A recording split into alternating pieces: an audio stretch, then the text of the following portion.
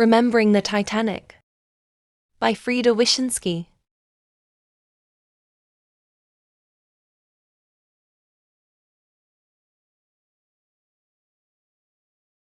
The Titanic set sail on April 10, 1912. Excitement was in the air. Passengers were preparing to sail from Southampton, England, on the biggest ship in the world, the RMS Titanic. It weighed 52,310 tons, had 9 decks, and was bigger than a 15-story building. Some people called the Titanic a floating palace. It had a carved wood and iron staircase with a glass dome at the top. There was even a swimming pool for first-class passengers. Of course, not everyone traveled first class. There were only 325 people who did. Some were so wealthy, they even brought their servants along. Second class was nice too. The rooms had beds, sofas, wardrobes, dressing tables, and a wash basin. Over 280 people traveled second class. Most people on the Titanic traveled third class. Their rooms on the lower decks were simple and clean. Many of the 706 third-class passengers were immigrants from Europe. They hoped to start a better life in America. The giant ship would cross the Atlantic and arrive in New York City in only 4 days. The Atlantic could be rough at times, but no one worried. After all, the Titanic was unsinkable. Captain Edward John Smith said it was. So did the director of the White Star Line, the company that built the ship, J. Bruce Ismay, and the ship's designer, Thomas Andrews. In fact, they were all thrilled to be on board for its first voyage. For the first few days, the Titanic sped smoothly ahead. People enjoyed the food, strolls on deck, and the cool but sunny weather. But a little after 11:30 p.m. on April 14th, everything changed. There was a jolt and a scraping sound. Then the engine stopped. At first, only a few people noticed what had happened. Many passengers were already in bed. Then suddenly, like wildfire, the word spread. The Titanic had hit an iceberg. The compartments that were supposed to hold back water failed. And worst of all, there weren't enough lifeboats for everyone aboard. The law of the sea in those days didn't require any more than 16 lifeboats. That was only enough for a little over half of the passengers. Captain Smith ordered everyone to put on life jackets. He commanded the 16 lifeboats and 4 collapsible boats be lowered. Women and children were helped into the boats first. People scrambled into the boats, but it was soon clear that there was only room for some of them. The men in the wireless room tapped out the distress signal and the words, "We are sinking fast." Passengers being put into boats. They asked for help from any ship in the area, but the closest ship to reply, a Carpathia, was 3 hours away. It would never arrive in time. The Titanic was already leaning into the sea.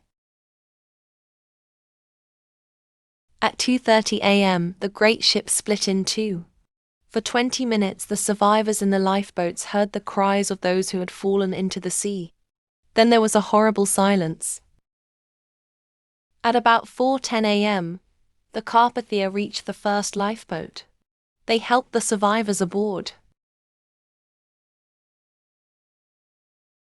The crew of the Carpathia offered people blankets, hot drinks, and comforting words. But it was hard to be comforted.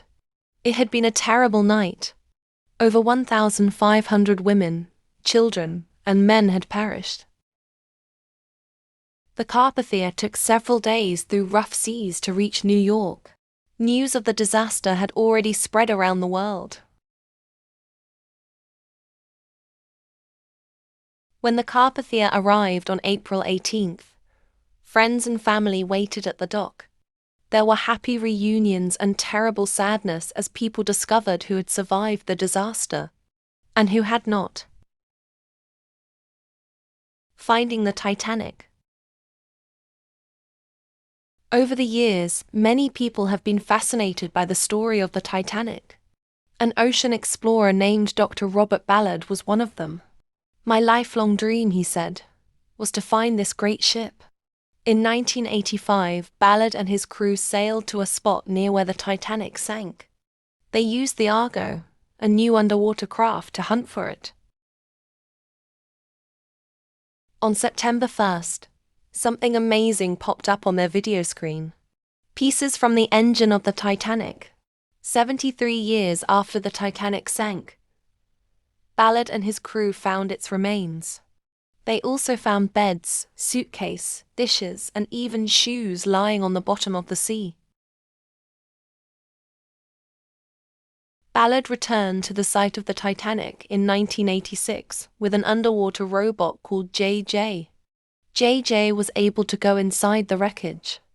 It sent back amazing pictures. Scientists realized that deep-sea creatures had destroyed many of the items made of paper and wood. But some objects like pots and dishes were still there. Ballard wanted to leave everything at the bottom of the sea as a memorial to those who lost their lives on the Titanic. Some people disagreed with him and brought up objects from the wreckage. Many others agree with Ballard and hope nothing else will be touched. The last survivor. The last survivor of the Titanic, Milvina Dean, died in 2009. She had only been 2 months old when she sailed on the Titanic in third class with her family. Her father heard the ship scrape the iceberg. He hurried his family into one of the first lifeboats to leave the sinking ship. Milvina, her mother, and brother survived, but her father died in the disaster. Telling the story. Why are we still interested in the story of a ship that sank so long ago? What is it about the Titanic and its fate that has held the world's attention for so long? Why have people flocked to movies about the Titanic, read books about the Titanic, and want to know more about what happened to the people aboard? Perhaps it's because everyone thought the ship was unsinkable. Perhaps it's because it's a true story about how everything changed for over 2,000 people in only 2 hours. Or maybe it's because if you sailed on the Titanic, whether you were rich or poor, your life would never be the same after April 15th.